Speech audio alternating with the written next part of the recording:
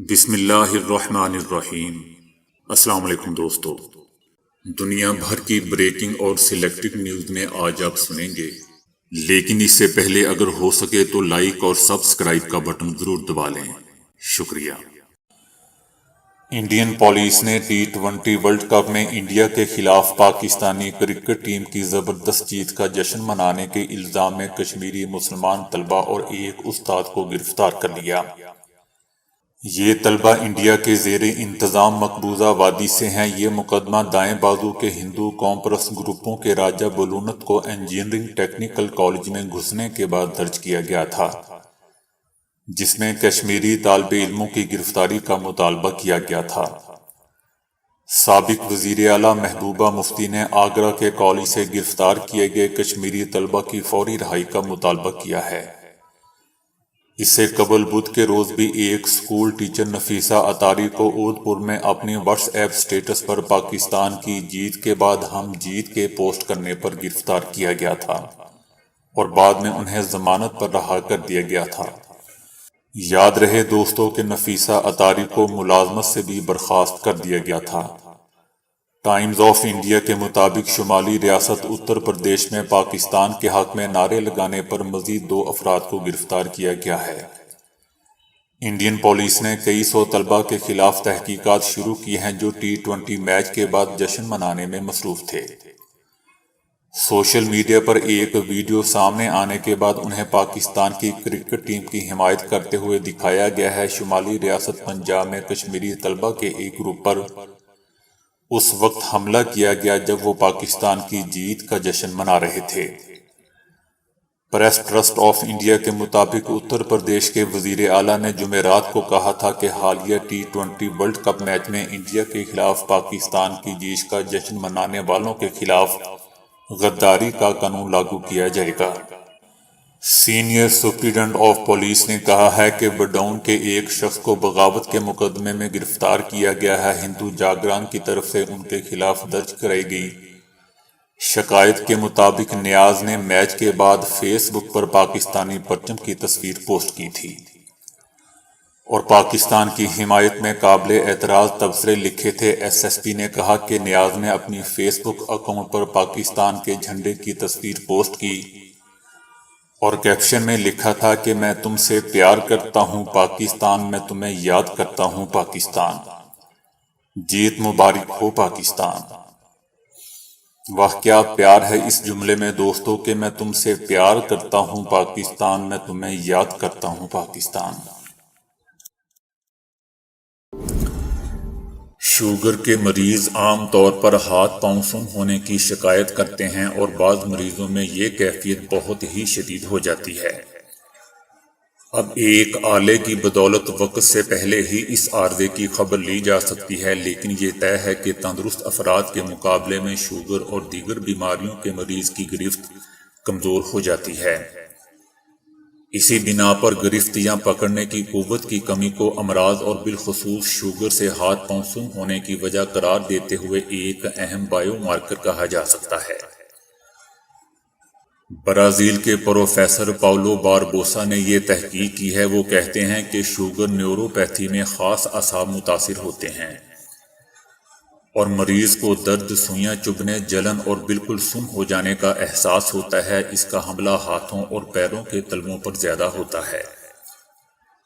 ماہرین نے مختلف افراد کو 3 گروہوں میں تقسیم کیا۔ ان میں شوگر کے مریض، شوگر سے نیوروپیتھی کے مریض اور عام تندرست افراد شامل تھے۔ تمام افراد سے کہا گیا کہ وہ آلے کو ہاتھوں کی گرفت میں لے۔ اس میں گرفت کا رقبہ اور قوت دونوں کو ناپا گیا۔ معلوم ہوا کہ دماغی امراض میں مبتلا افراد چیزوں کو تھامنے میں زیادہ قوت لگاتے ہیں۔ اسی طرح نیوروپیتھی کے شکار افراد بھی اشیاء گرفت کرنے میں زائد قوت لگاتے ہیں اور اکثر انہیں اس کا شعور یا احساس نہیں ہوتا۔ مطالعے سے معلوم ہوا کہ تندرست افراد کسی شے کو گرفت کرتے ہیں تو اسے تھامنے کی کم ترین قوت کی 100% یا 120% مقدار استعمال کرتے ہیں۔ دوسری جانب شوگر نیوروپیتھی کے شکار افراد تندرست افراد سے 2.5 گنا زائد قوت لگاتے ہیں۔ اس تحقیق سے معلوم ہوتا ہے کہ کسی شے کو تھامنے میں شوگر کے مریضوں کی لگائے جانے والی قوت کو دیکھ کر ان میں نیوروپیتھی سے متاثر ہونے کا اندازہ لگایا جا سکتا ہے۔ فرانس جرمن سے کمبل منگوائے سونے کے لیے 10 برس بھی سونے نہ پائے تھے کہ ہمیشہ کے لیے مٹی کی چادر اوڑھ کر سو گئے۔ بڑے سارے ڈیزائن دیکھ کر پلنگ بنوائے، بیڈ بنوائے، اور جب اٹھے تو ایک پل میں اٹھ کر چلے گئے اور جا کر مٹی کے بستر پر ہمیشہ کے لیے جا کر سو گئے۔ اپنی خوابگاہ میں بڑے ڈیزائن کی لائٹیں لگوائیں، بڑے خوبصورت کمکموں میں بلب لگوائے، اور چند دن بھی نہیں رہنے پائے تھے کہ اٹھ کر اندھیری کوٹری میں جا کر سو گئے۔ ہر وقت اپنے گھر کو چمکانے والے جا کر وحشت اور تنہائی کے گھر میں جا کر سو گئے۔ بدن پر کوئی چیونٹی آ جائے تو آدمی اس کو جھاڑ دیتا ہے، مار دیتا ہے۔ آج اس کے بدن پر کروڑوں چیونٹیاں پھر رہی ہیں۔ جس جسم کو گرمی سے بچاتا ہے، سردی سے بچاتا ہے، بھوک سے بچاتا ہے، تھکن سے بچاتا ہے، آج اسی چہرے پر کیڑوں کا حملہ ہے۔ کوئی اس کی آنکھ کو نوچ رہا ہے تو کوئی اس کی کھال کو نوچ رہا ہے، کوئی اس کی زبان کو نوچ رہا ہے تو کوئی اس کی ٹانگوں کو لگا ہوا ہے۔ وہ پیٹ کے جس کو بھرنے کے لیے ساری زندگی دھکے کھاتا رہا، وہی پیٹ اب کیڑوں کی خوراک ہے۔ اللہ فرماتا ہے کہ اے میرے بندے، دنیا کو لالچ کی نظر سے مت دیکھا کر، قبر میں سب سے پہلے تیرے وجود کو جو کیڑا کھاتا ہے وہ تیری آنکھ ہی ہوتی ہے۔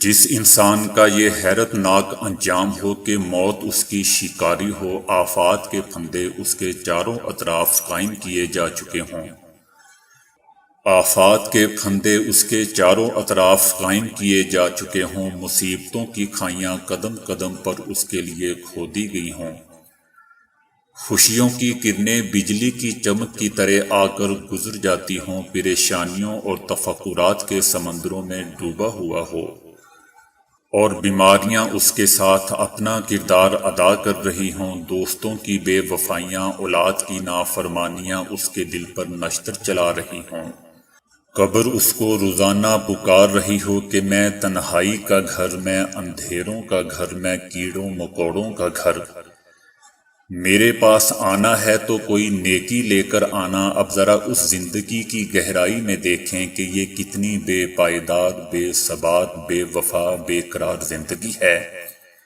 کہ جہاں ایک پل انسان کو قرار نہیں، کہیں ایک پل انسان کو ٹھہراؤ نہیں، تھوڑی سی خوشیاں دیکھتا ہے اور پھر چاروں طرف غموں کے بادل، ایک خوشی کو لینے کے لیے لاکھوں کے پاپڑ بیلنے پڑتے ہیں، اور وہ خوشی آتی ہے اور چلی جاتی ہے۔ لیکن نیک لوگوں کے لیے فرمایا گیا کہ دنیا میں بھی سکون، قبر میں بھی سکون، اور آخرت میں بھی سکون۔ بھارت میں ایک مسلم پولیس اہلکار نے ضعیف خاتون کو پیٹھ پر بٹھا کر 6 کلومیٹر تک پیدل چلتے ہوئے ہاسپٹل پہنچایا۔ ان کے اس فعل نے سب کے دل جیت لیے ہیں۔ انسانیت کی اس سے بڑی مثال اور کیا ہو سکتی ہے؟ انسانی اخوت کے مظاہرے میں مسلم کانسٹیبل ارشد نے آندھرا پردیش کے تروملا ہلز کے مشہور مندر جانے کے دوران بیمار ہوئی ضعیف خاتون کو اپنی پیٹھ پر بٹھا کر تقریباً 6 کلومیٹر تک پیدل چلتے ہوئے ان کو چتور ضلع کے راجن پیٹ کے قریب واقع ہاسپٹل میں داخل کروایا۔ عالمی بینک نے کہا ہے کہ چائنا میں معاشی سرگرمی توقع سے بھی زیادہ تیزی کے ساتھ معمول پر آئی ہے۔ وبائی مرض پر قابو پانے کے حوالے سے ملک کی مؤثر حکمت عملی، مضبوط پالیسی کا تعاون اور برآمدات کی ابھرنے کی قوت کو اس تیزی کے اسباب قرار دیا گیا ہے۔ تجویز پیش کی گئی ہے کہ چائنا اور پوری دنیا میں بحالی کی رفتار کو مد نظر رکھتے ہوئے ایک حسب منشا پالیسی فریم ورک اپنا کر قریبی مدت کی غیر یقینی صورتحال پر قابو پایا جا سکتا ہے۔ ان دنوں بدلتے موسم کے باعث ہر دوسرا فرد نزلہ زکام سے متاثر دکھائی دے رہا ہے۔ صحت پر مناسب دھیان نہ ہونے کی وجہ سے لوگوں کی اکثریت اس کو معمولی بیماری سمجھ کر نظر انداز کر دیتی ہے۔ اور اگر کچھ لوگ اس طرف دھیان بھی دیں تو ایک جوشاندہ پی لینے یا کوئی ایلوپیتھک گولی کھا لینے کو کافی خیال کر لیتے ہیں۔ طبی ماہرین کے نزدیک اگر اس کا بروقت اور مناسب سدباب نہ کیا جائے تو یہ صحت مندی کو کھا جاتا ہے، لیکن اگر آپ سردیوں میں کچھ چیزوں کا استعمال کریں تو آپ کا مدافعتی نظام مزید بہتر ہو سکتا ہے اور ایسی چیزیں آپ کے موسم کی خوبصورتی کو فلو کی نظر نہیں لگنے دے گی۔ مثلاً چائے کے استعمال کو جراثیم کش خصوصاً اینٹی بیکٹیریل عمل کے ساتھ جوڑا جاتا ہے۔ چائے قوت مدافعت کو بڑھانے کے لیے بھی اہم ہے۔ کالی مرچ کا استعمال بہت فائدہ دیتا ہے، بس تھوڑی سی کالی مرچ جوس، سوپ، یخنی یا پکی ہوئی سبزیوں پر چھڑکیں اور نوش فرمائیں۔ تحقیق سے پتہ چلتا ہے کہ جو لوگ مناسب یا اچھی نیند سے محروم ہوتے ہیں وہ عام طور پر سردی میں کسی ایسی ہی بیماری کا شکار ہونے کے بعد شدید بیمار ہو جاتے ہیں۔ اخروٹ میں متعدد غذائی اجزاء شامل ہوتے ہیں جو مدافعتی نظام کی مدد کرنے میں کردار ادا کرتے ہیں، جن میں وٹامن ای اور B6، تانبا اور فولیٹ شامل ہے۔ زیتون کا تیل اینٹی بیکٹیریل خصوصیات کا حامل ہے جو آپ کے بیمار ہونے کا خطرہ کم کر سکتا ہے۔ اس کے اینٹی آکسیڈنٹس ایسی سوزش جو آپ کی قوت مدافعت کو کمزور کرتی ہے، اس سے بچانے میں سازگار ثابت ہوتا ہے۔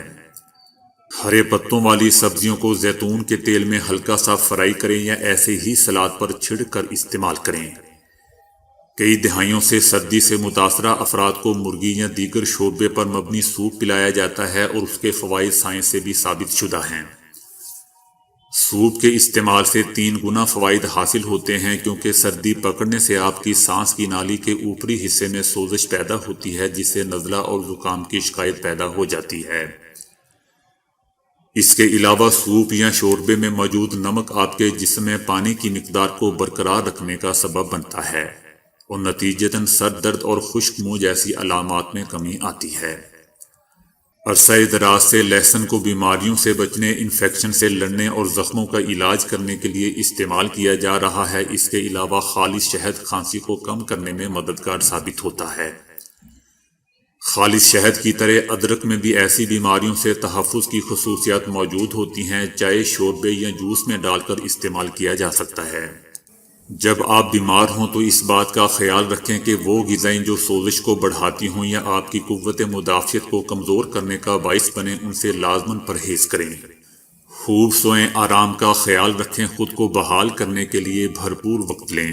تو دوستو ابھی کے لیے اتنا ہی۔ ویڈیو کو لائک اور شیئر کرنے کا بہت بہت شکریہ۔